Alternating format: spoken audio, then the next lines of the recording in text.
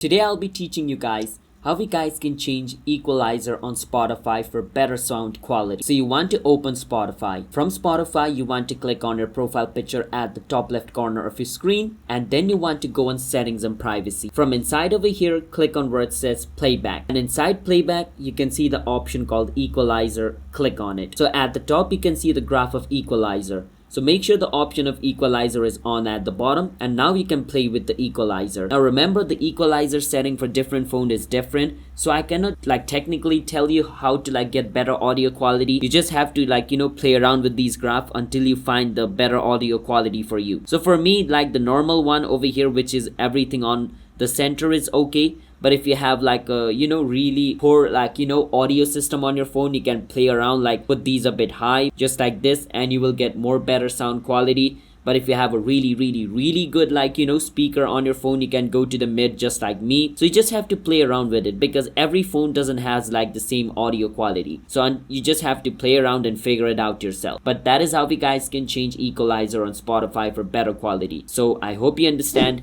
Hit the subscribe to our channel one step. I'll see you guys next time.